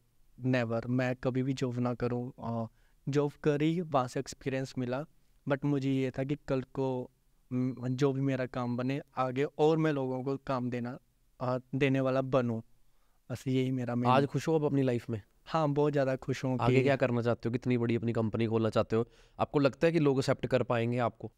मेरे पास और भी बहुत प्लान्स हैं कि जैसे मेरे पास इन्वेस्टमेंट आ गई थी। मैंने जब अपना घर सेल करा, वो कम से कम 2.5-3 लाख का ही सेल हुआ है। छोटा कमरा था, 2 ही कमरे थे विलेज में। तो क्योंकि वहाँ पे मैं जाना नहीं था चाहता, और जब मेरे साथ ही बुरा हुआ है, अगर मेरी कल शादी होती तो वहाँ पे भी मेरी वाइफ को नहीं छोड़ा जाता, क्योंकि मेरी मम्मी को भी वैसे भगाया गया, मारा पीटा गया, बहुत गंद बोला गया। तो फिर क्या हुआ कि मुझे वो सेल करना था, मुझे प्रूव करना था लोगों को कि मैं इससे अलग चल कर दिखाऊंगा, दुनिया से उल्टा चलूँगा, कुछ भी हो जाए। तो फिर क्या हुआ कि जब मैंने ये सब इन्वेस्टमेंट करी, तो मेरे पास 3 प्लान थे कि या तो मैं खुद की गाड़ी ले लूँ, वैगनार, या फिर मैं एक फूड की कोई रेडी खोलूँ। फूड कार्ट लगा लो। फूड कार्ट मतलब कि वो वहाँ पे भी प्लान था कि जहाँ पे जॉब्स वगैरह करते हैं उधारी ना कोई करे, एजुकेटेड हो लोग, तो वहाँ का भी प्लान था। फिर मैंने कहा कि फूड कार्ट वगैरह सब कुछ चल ही रहा है, उसमें काफ़ी भाग दौड़ है और अकेला बंदा नहीं हैंडल कर सकता। फिर तीसरी इन्वेस्टमेंट थी कि मैं अपनी वीडियोस बनाऊँ जिससे मैं मर्जी का मालिक बनूँ। अगर मैं वहाँ पे फूड कार्ट में फूड नहीं लगा रहा हूँ, 2-3 कहीं घूमने जा रहा हूँ, तो वहाँ पे भी पाबंदी है कि कोई और आ जाएगा ड्राइवर के। अगर एक बार इन्वेस्टमेंट कर दी, मैंने गाड़ी ले ली और गाड़ी का कुदरती एक्सीडेंट हो गया, तो उसमें भी उल्टे पैसे लगे जो कि मेरे पास नहीं थे। अब जो ये 2-2.5 लाख था, इसमें पहले मैंने एफडी कराई। मैं हर एक चीज़ को बहुत पहले मुझे आई लव गुजराती, मैं गुजरातियों को बहुत मानता हूँ, बहुत उनको तो एक तरह का पूछता ही हूँ, उनको बहुत सुनता हूँ मैं कि हर एक चीज़ को ब्रांडिंग को लेकर। एक छोटा सा किस्सा बताता हूँ मैं आपको कि जैसे आप मुझे बहुत अच्छे से जानते हैं, आप एक पॉर्श फैमिली के मालिक हो। सो अगर मैं उनके पास जाऊँ, तो अगर मैं फ़ोन पे बोलूँ कि मैंने स्टार्टअप करा है, तो आई थिंक वो वहीं से गॉड ब्लेस यू बोल देंगे कि हाँ ठीक है वदर। एक मेरे पास आइडिया था कि अगर मैं वहाँ पे मिठाई लेकर जाऊँ और एक तो मेरे विजिटिंग कार्ड हो, सो एक बस उस उनकी पार्टी का थोड़ा सा वेट होना चाहिए भी, जहाँ पे पोस्ट फैमिलीज़ के 10-12 मेंबर्स हों, और वहाँ पे मैं जाऊँ कि मैं बोलूँ कि हाय सर, आपने मुझे जॉब दिलवाई थी, बुरे वक्त में साथ दिया था, और आज मैंने स्टार्टअप करा, आज मैं ओनर बनाऊँ, काम चाहे कोई भी हो, तो चाहे वो फूड कार्ट का होता, चाहे ड्राइविंग का होता, चाहे ये मसाज का होता। तो वहाँ पे जाता हूँ कोई अच्छी सी मिठाई लेकर, तो शायद मुझे वहीं से 10 से अगर 12 लोग हैं, 4 से 5 लोग मेरे से काम लेते मसाज का और आगे रेफरेंस देते। सो इसीलिए काम कोई भी हो, छोटा मोटा करो, बट ऐसा करो कि जिसमें आप अपनी इंसानियत को ना बोलो। यही मेरा सबसे बड़ा मैसेज है। और हाँ, जो वहाँ से अब मेरी मिठाई का कितना खर्चा आया, 200-300-400, बट वहाँ से काम कितने का आया, 3500 की अगर एक मसाज है, तो वहाँ पे अगर 35,000 अगर 10 मसाजें आ गई। बिजनेस प्लान ये कहाँ से सीखा आपने ये सारा कुछ? सर ये रात के जो 4-5 बजे तक जागा हूँ मैं। हाँ, मैंने इंस्टाग्राम स्क्रॉल करना नहीं छोड़ा, मैंने यूट्यूब करना नहीं छोड़ा, मैंने सब कुछ किया, स्क्रॉल किया, सब कुछ किया, बट वहाँ से आइडियाज़ आए कि जब हम बोलते हैं ना, तो हमारा फ़ोन सुनता है, हमारा फ़ोन बहुत स्मार्ट है। अगर आज हम आईफोन की बात करेंगे ना, आधे घंटे से पहले आईफोन की वीडियोस आनी शुरू हो जाएंगी। तो आप अपने फ़ोन को सबसे बेस्ट फ्रेंड बनाओ, उनसे बातें करो। अगर आपका एक एम है कि हाँ हमने भीड़ चाल से दूर जाना है किसी भी हालत में, तो हमने जॉब नहीं करनी कोई हम। इंसान है आपकी ज़िंदगी में जिससे आप बहुत प्यार करते हो, मेरे अलावा? मेरा बस एक तो सिद्धू भाई था जो बहुत आपके पास ज़्यादा। कोई अपना है? अपना अभी तो कोई भी नहीं है, एक छोटी बहन है बेचारी, उसका बहुत वो करता कहाँ हूँ रहती मैं। है? वो नाना जी ने अडॉप्ट कर रखी है। अच्छा, वो क्या कर रही है? वो अभी +2 पास आउट हो। अच्छा, आपकी मदर से बात होती है आपकी? हाँ, कभी कभी होती है, बट फिर भी ये होता है कि अ, बुरा लगता है कि क्यों मतलब कि दूर हुए। पर एक गॉड गिफ्ट ये भी चीज़ है कि अगर वो होते तो शायद वो भी मुझे पढ़ाते, या पढ़ाते नहीं था, प्लम्बर का काम वगैरह कराते। मदर की याद आती है आपको अपनी? नहीं, मुझे फील ही नहीं होता, मैं बहुत छोटी एज से घर से बाहर यार हूँ। कल ही रह रहे हो यार आप यार। हाँ, मैं कितने साल के थे जब डिवोर्स हो गया? 9 साल से। 9 साल से लड़का लग रह रहा है यार। आज आप कितने साल के हो गए? हाँ, कितने साल के हो गए आज आप? 25 का, मुझे 10-12 साल से ऊपर हो चुके हैं। तो कभी कमी महसूस नहीं हुई कि रोते हो? वैसे आप रोते तो हो। नहीं, मैं सच बता रहा हूँ कि मुझे कभी भी अपने आप पे आया नहीं है रोना। तरस नहीं आया कभी? अब नहीं आया है। कभी तरस नहीं आया? ये नहीं तरस आया, सच बता रहा हूँ मुझे। मोटिवेशन क्या है रोज चलने की? यही है कि जो छोटा भाई था, जैसे मैं गुरुद्वारे वगैरह में रहा हूँ, पिंगलवाड़े में मैं जाकर आया हूँ, अमृतसर में भी मैं रुका हूँ, है ना। तो वहाँ से क्या मोटिवेट था कि ऐसा कुछ अपने भाई के नाम का एक, वहीं पे एक छोटा सा ब्लड कैंसर से मेरा भाई पूरा हुआ है। तो मेरा ये मन था कि आगे से वो ऐसा कुछ हॉस्पिटल बन जाए, क्योंकि इस मसाज वाले काम में ना पैसे बहुत जल्दी मैं कमा लूँगा। चाहे मैं अपना ऑयल लॉन्च कर दूँ, चाहे मैं अपने टी शर्ट्स कुछ भी लॉन्च कर दूँ, मैं पैसे कमा लूँगा। वो अलग इन्वेस्टमेंट हो जाएंगे मेरे एक। जहाँ से मुझे डांट पड़नी शुरू हुई मेरे विलेज वालों ने, मेरे जो चाचे ताए हैं उन्होंने बहुत गंदा बोला कि नशे पत्ते करता है, जबकि मैंने क्लियर करा कि ये बॉडी तभी डोनेट होते हैं जब आपके ब्लड में कुछ ऐसा गलत है ही नहीं है, वाह। उससे पहले नहीं इन्होंने मुझे अपना कार्ड भी दिखाया था जिसपे इन्होंने अपनी सारी बॉडी के ऑर्गन्स डोनेट किए हुए हैं। तो मैं सिर्फ उनको झूठा साबित करके दिखाऊंगा। और मैं सिर्फ वो पेशेंट को देख कर ही आया हूँ। जब से मेरी बहुत बड़ी जिद थी कि मैंने पंजाब नहीं बढ़ना है, जब तक मेरे पास एक मैंने फॉर्चूनर सोच रखी थी कि जब तक फॉर्चूनर नहीं आएगी तब तक मैं पंजाब नहीं आऊँगा। बट वो पेशेंट, वो जो बेबी को देखकर मैं, हाँ सच बता रहा हूँ, तब मैं बहुत रोया हूँ, तड़फा हूँ उस चीज़ को लेकर। उसने मजबूर कर दिया था कि रातों रात पैकिंग कर, तू निकल जा, और कुछ भी नहीं है। कैसा लग रहा है फिर आज आपको मेरे सामने बैठकर? बहुत ज़्यादा सुकून है कि ਉਹ ਵੀ ਰਹਿ कि जितो मतलब कि बहुत ਵੱਡੀ ਇਨਸਾਨੀਅਤ ਮੈਂ ਸਿੱਖੀ ਕਿ ਚਾਹੇ ਉਹ ਕੁਝ ਵੀ ਹੋਵੇ, ਦਸਵੰਧ ਕੱਢਣ ਦਾ ਇੱਕ ਪਰਪਸ ਮਿਲਿਆ ਕਿ ਹਾਂ ਇਹ ਵੀਰੇ ਕੋਲ ਮੈਂ ਜਾਵਾਂ, ਇੱਥੇ ਸੱਚੀ ਸੇਵਾ ਹੁੰਦੀ ਹੈ ਕਿ ਖੁਦ ਪੈਸੇ ਨੂੰ ਹੱਥ ਨਹੀਂ ਲਗਾਉਂਦੇ। ਇਹ ਜੋ ਬਹੁਤ ਵੱਡੀ ਗੱਲ ਦੇਖੀ ਮੈਂ। ਤੁਹਾਨੂੰ ਪਤਾ ਇਨਸਾਨੀਅਤ ਇਨਸਾਨ ਇਸ ਦੁਨੀਆ 'ਚ ਕੋਈ ਕਿਸੇ ਤੋਂ ਨਹੀਂ ਸਿੱਖਦਾ, ਸਾਡੇ ਅੰਦਰ ਹੁੰਦੀ ਹੈ, ਬਸ ਉਹਨੂੰ ਚਿੰਗਾਰੀ ਦੀ ਲੋੜ ਹੁੰਦੀ। ਇਨਸਾਨੀਅਤ ਸਭ ਦੇ ਅੰਦਰ ਹੈ, ਕੋਈ ਇੰਨਾ ਪੈਦਾ ਨਹੀਂ ਹੋਇਆ ਕਿ ਇੰਨਾ ਕਸਾਈ ਕਿ ਕੋਈ ਤੁਹਾਡੇ ਮੂਹਰੇ ਮਰ ਰਿਹਾ ਤੇ ਤੁਹਾਨੂੰ ਦਰਦ नहीं हो रहा, बस वो चिंगारी छेड़न की लोड़ है।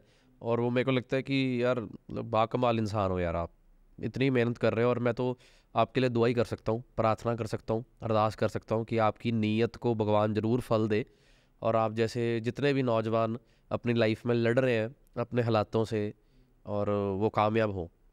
बस ये मुझे जब भी मैं वीडियोस देखता हूँ वो चिट्ठी को लेकर, अभी लोगों ने पंजाब को काफ़ी बदनाम कर रखा है, पर ऐसा कुछ नहीं है। ऐसा हो ही ना, नज़र ना लगे, काफ़ी चीज़ें हो चुकी हैं।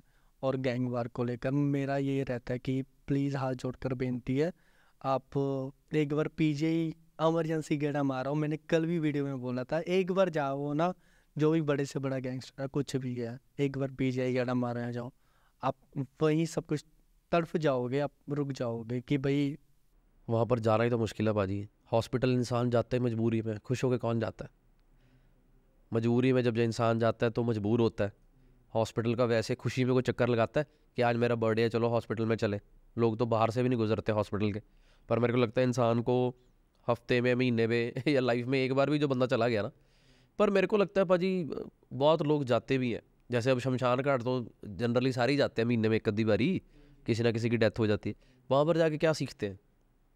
फिर बाहर आके वही क्लेश शुरू, वही दुनियादारी। कल और क्या, मैंने एक बात और बोलनी थी कि जो आप एक जगह बना रहे हो, मैं अभी पॉडकास्ट से पहले वहीं जाकर आया हूँ, और एक मैंने आपकी वीडियो भी देखी थी कि ये 2 फ्लैट 2 जो वो नहीं दे रहा, 3x ज़्यादा मांग रहे हैं।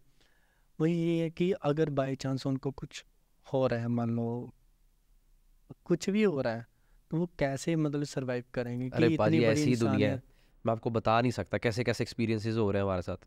उनको देख के लगता है कि भगवान ने ये भी बनाए हैं। फिर मुझे लगता है कि जब अच्छे लोग भी बनाए हैं, बुरे भी बनाए हैं, तो ये ड्रामा है दुनिया का। तो ये ड्रामा तो होके रहना है, हम इस ड्रामे का हिस्सा है।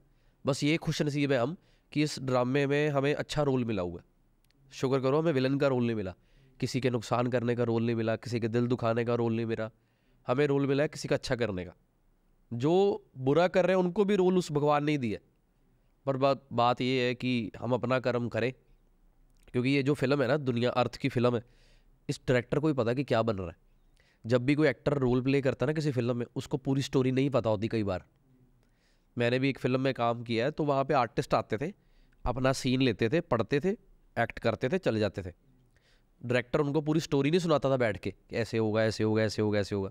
तो वही ये दुनिया, वो डायरेक्टर बैठा है, हम एक्टर हैं, हमें वो बोल रहा है ऐसा कर लो, ऐसा कर लो, ऐसा कर लो, बस करते जाओ। फिल्म बन रही है, पता नहीं कभी किसी पर्दे पे देखेंगे कि नहीं देखेंगे।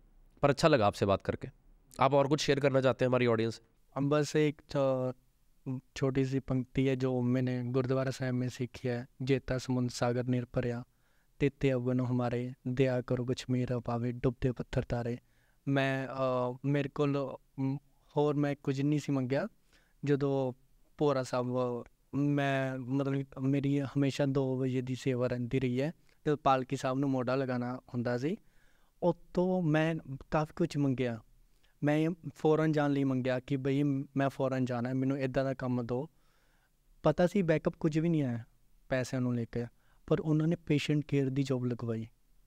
ਮੈਂ ਤੁਹਾਨੂੰ ਸੱਚ ਦੱਸਦਾ, ਜਦੋਂ ਪੇਸ਼ੈਂਟ ਕੇਅਰ ਤੋਂ ਪਤਾ ਲੱਗਿਆ ਕਿ ਬਈ ਇੱਦਾਂ ਦੀ ਫੈਮਲੀਜ਼ ਹੈ ਜੋ पेशेंट दे नाल लेकर जाते हैं फॉरन च, जिस इंसान को कोई पैसा नहीं, कोई कुछ नहीं, कोई पता ही नहीं है कि इसने फॉरन किमें जाना है। भोरा साहब मैं सच्ची मैं जो पालकी साहब नूं मोढा लगांदा सी ना, लोग वाहिगुरू करते सी, पर मैं उस एज च मतलब कि जो 20 साल का सी, 3-4 साल पहला मैं गुड़गांव चले गया। उदों मैं यही मंगदा, मैं कहा बाबा जी बाहर जाना है, मैं निकलना इत्थों, कुछ भी हो जाए। तो मैं कहा कोई रस्ता बनाओ। ਦਾਦੀ ਮਾਤਾ ਗੁਜਰ ਕੌਰ ਜੀ ਨਾਲ ਮੈਂ ਬਹੁਤ ਗੱਲਾਂ ਕਰਦਾ ਰਿਹਾ। ਇਹ ਹੁਣ ਮਸਾਜ ਵਾਲੀ ਗੱਲ ਨੂੰ ਨਾ ਲੈ ਕਰ ਆਇਓ, ਕਿਉਂਕਿ ਇੱਥੇ ਨੈਗੇਟਿव ਗੱਲਾਂ नहीं है। यार बड़ा मैच्योर हो गया यार भाई, यार आप बड़ा मैच्योर हो गए हो, उम्र से पहले मैच्योर हो गए हो। तो मैंने है ना दादी माँ से बहुत बोला कि माँ मैंने है ना फ़ौरन जाना है, किसी भी हालत में मुझे कोई ऐसा रास्ता भी। उन्होंने जब मैंने फतेहगढ़ साहब छोड़ा ना, चंडीगढ़ गया हूँ, 1-2 महीने बाद मुझे ऐसी जॉब आई, वो कुदरती कोविड था। उससे पहले मेरे फूड डिलीवरी का काम था। सतनाम कटरा भाई था एक, वो पूरा हो चुका है। सतनाम कटरा के ऊपर पॉडकास्ट किया अभी हमने परसों। ओह ओके, उन्होंने मेरी हेल्प करी, उन्होंने बाइक दिलवाई मुझे सब। अच्छा हाँ, उन्होंने बाइक दिलवाई थी मुझे, उन्होंने नहीं यार, ही इज अ जेम। ठीक। सो उन्होंने फिर क्या किया, मैंने फूड डिलीवरी का मेरा काम था, हर एक मैंने काम किया। डेंटिंग पेंटिंग का कम से कम 20 से 25 काम होंगे जो मैंने करके छोड़े हैं। शुरुआत मेरी डस्टिंग से हुई थी, ठीक है। तो वहाँ पे जब पता चला कि भाई पेशेंट केयर की, आप हॉस्पिटल में जाओ वहाँ पे आपको जॉब मिल जाएगी। वहाँ पे 2 तरह की जॉब थी। एक तो थी पेशेंट की देखभाल करना, जिसमें डायपर चेंज करना, हर एक चीज़। एक थी सिक्योरिटी गार्ड की। अब दोनों में से एक टफ थी। सिक्योरिटी गार्ड की ज़्यादा टफ, अगर वहाँ पे गलती होगी आप निकल जाओगे, ठीक है। पेशेंट केयर वाली में गुण था। गुण क्या था कि अगर वहाँ पे हमने काम सीख लिया, हम अपनी ऐड वगैरह लगा कर कहीं पे भी हम बता सकते हैं कि हम पेशेंट केयर करते हैं। पेशेंट तो एक नहीं है, कितने लोग हैं, वहाँ पे हम काम कर सकते हैं। तो जब डायपर चेंज करने की बात आई, तब यार पता चला कि कैसे सर्वाइव करूँ, स्मेल वगैरह हर एक चीज़। तो हमारे यहाँ ना काफ़ी अच्छे मतलब कि फेस से लेकर जो जिसे बोलते हैं सोने सुनक्खी गर्ल्स हैं, जो नर्स हैं, उन्होंने एक छोटा सा सहारा दिया कि हम तुझे चेंज करना दिखाते हैं। फिर मैंने क्या करा, मैंने क्या सोचा कि जब ये लड़के कर सकती हैं, नर्स डायपर चेंज हर एक चीज़, पट्टियाँ वट्टियाँ, तो मैं क्यों नहीं कर सकता। और जबकि मेरे पास ऑप्शन था सिक्योरिटी गार्ड का, एक मायो हॉस्पिटल में जॉब करने के लिए, बट वहाँ पे सिक्योरिटी गार्ड को छोड़कर मैंने वो गुण लेने की कोशिश करी जो मुझे गुण मिला, जिससे मेरे परमात्मा ने, दादी माँ ने मेरे लिए वहाँ पे रोटी लिख रखी थी कि भाई अगर इस बंदे ने सच्चे दिल से ये कुछ मांगा तो वहाँ पे इसका ये काम बनेगा ही बनेगा। तो फिर मैंने जब ये पेशेंट केयर, डायपर वेपर हर एक चीज़ चेंज करी, हर एक चीज़ करी, तो फिर जब ये चीज़ें कवर हुई तो क्या मिला मुझे, बाद में उसमें प्राइस ये आया कि एक तो सैलरी अच्छी मिल रही है पेशेंट केयर में, और तीनों टाइम का खाना मिल रहा है, और ऐसी फैमिलीज मिल गई पटियाला की कि जो यहाँ से फ़ौरन लेकर जाना चाहती हैं। तो वैसे फ़ौरन नहीं जा पाए हो, किसी वजह तब तक पासपोर्ट वगैरह नहीं था बन पाया, बट एक तो ये आ गया था कि इस धरती में कितनी बड़ी पावर है। अगर सच्चे दिल से हमने कुछ मांगा तो वो सच में एक फिर होनर आया कि भाई जब पेशेंट केयर, फिर मैंने वहाँ से फिर आया फतेहगढ़ साहिब, फिर मैंने अलग से और चीज़ें मांगी कि अम्मा दादी माँ, मैंने जो मांगा आपने ट्रस्ट दिला दिया कि मैं तेरे साथ हूँ, क्योंकि ये अनमोल भैया बहुत बड़ी हकीकत है जो मेरी आंखों सामने हुई है। ऐसा नहीं है कि हमने कुछ मांगा किसी और से और नहीं मिला, बट ये उस तब मुझे प्रूफ हो गया कि ये धरती मेरी माँ बाप है जिन्होंने मुझे दिया। तो फिर मैंने दोबारा से 3 चीज़ें मांगी कि मुझे ये जॉब वगैरह नहीं करनी, मुझे ऑनर बनना है। और मैंने मसाज के काम में ही मांगा उनसे कि मुझे या तो फिजियोथेरेपिस्ट बना दो, या फिर मुझे ऐसा बना दो कि मैंने मसाज करी, मसाज अच्छी है, उसमें कोई शक नहीं है, पर क्या था कि मुझे सिर्फ 4-5 घंटे ही काम करना, उसके बाद मैं कहीं ट्रैवलिंग करने जाऊँ, कुछ भी करूँ, बस ये इतना काम मिले, ठीक है, जैसे फिजियोथेरेपिस्ट का होता है। तो वैसे बनते बनते 4-5 साल स्ट्रगल किया, और एज अ मैनेजर वहाँ से कईयों ने सैलरियाँ नहीं दी, एक और करीब वो जो 2-3 कंपनियाँ थी जो चल रही हैं, उन्होंने सब कुछ किया, बट फिर बाद में फिर मैंने दूसरी तीसरी बार मांगा तो उन्होंने ओनर बना के छोड़ा। अब आगे मानता हूँ कि भाई उनसे फिर ये भी चीज़ें मांगता रहा हूँ कि भाई नशा पता नहीं होना चाहिए, कुछ भी कर लो 2 दिन मत देना माता। दादी माँ से बात करी जो भी, मुझे नशा पता नहीं चाहिए, इससे बस कुछ भी करके रोक लो, बस ये वाह यार, ये मैं ऐसे ऐसे बातें करता हूँ। मेरे को उम्मीद नहीं थी कि इतना अच्छा पॉडकास्ट होगा और आप इतने अच्छे इंसान निकलोगे यार। ये दादी माँ ने बनाया, मैं उससे ज़्यादा नहीं, और मेरी कोई औकात नहीं है। देखो रातों रात कुछ भी हो सकता है, गलत सही, बट वो मेरे बहुत बड़ी परछाई से मुझे चला रहे हैं।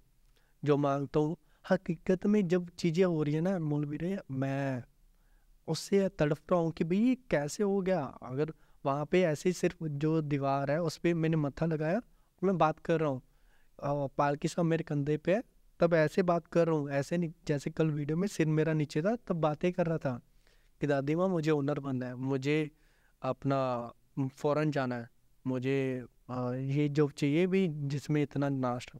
आई कैन फील इट, समझ यूर जेम यार मनप्रीत भाजी, वो चीज़ करके ਘੈਂਟ इंसान हो यार तुसी यार। दिलों शुक्रिया ਤੁਹਾਡਾ ਵੀ, मज़ा आ गया यार गलबात करके यार। ਵਾਹਿਗੁਰੂ ਮਿਹਰ ਕਰੇ। ਬਸ ਇਹ ਹੈ ਕਿ ਤੁਹਾਡੇ ਕੋਲ ਜ਼ਿਆਦਾ ਤੇ ਪਤਾ ਚੱਲ ਜੇ। ਬਸ ਮੈਨੂੰ ਇੱਕ ਚੀਜ਼ ਤੋਂ ਡਰ ਹੈ,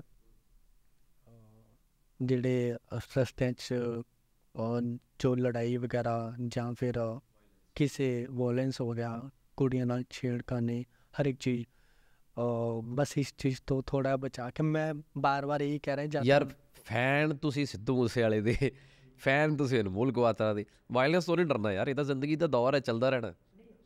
ਮੈਂ ਵੀ ਡਰਦਾ ਪਰ ਇਹ ਆਂਦਾ ਹੈ। ਹਾਂ ਇਹ ਆਂਦਾ ਜ਼ਰੂਰ ਹੈ। ਕੋਈ ਵੀ ਲੜਨਾ ਨਹੀਂ ਚਾਹੁੰਦਾ ਜ਼ਿੰਦਗੀ ਦੇ ਵਿੱਚ, ਕੋਈ ਵੀ ਸ਼ੋਰ ਸ਼ਰਾਬਾ ਚੀਕ ਚਿਹਾੜਾ ਨਹੀਂ ਪਸੰਦ ਕਰਦਾ, but life is what it is, you have to face it. ਜ਼ਿੰਦਗੀ ਉੱਦਾਂ ਦੀ ਨਹੀਂ ਹੋ ਸਕਦੀ ਨਾ ਜਿੱਦਾਂ ਦੀ ਮੈਂ ਚਾਹੁੰਦਾ। ਮੈਨੂੰ ਸਾਰੇ ਵਧੀਆ ਬੰਦੇ ਮਿਲਣ, ਮੈਂ ਚਾਹੁੰਦਾ ਮੇਰੇ ਨਾਲ ਧੋਖਾ ਨਾ ਹੋਵੇ, ਕਿਉਂਕਿ ਮੈਂ ਕਿਸੇ ਨਾਲ ਧੋਖਾ ਨਹੀਂ ਕਰਦਾ, but it will not happen because life is not what I want or what I feel. Life is what it is and I have to live according to it. All the best, बहुत तरक्की करो, बहुत खुश रहो। आपको कैसा लगा ये पॉडकास्ट ज़रूर बताइए कमेंट करके, और मुझे तो पर्सनली बहुत लगा। और मैं ये पॉडकास्ट नाक से नहीं मुंह से कर रहा हूँ, मेरा थोड़ा जुकाम है ना, मैं खुल के गलबात कर नहीं पाया हजे। कोई गल नहीं, जट नूं कैम हो लैंदे 1-2 दिन तक, फिर तक पावांगे आपां। इदां जुड़े रहो AK टॉक शो, और जुड़े रहो और साथ दो नए स्टार्टअप्स का, नए एंटरप्रेन्योरशिप का, और दुआ करो सरबत के भले की। बहुत बहुत धन्यवाद, दिलों शुक्रिया, बहुत शुक्रिया।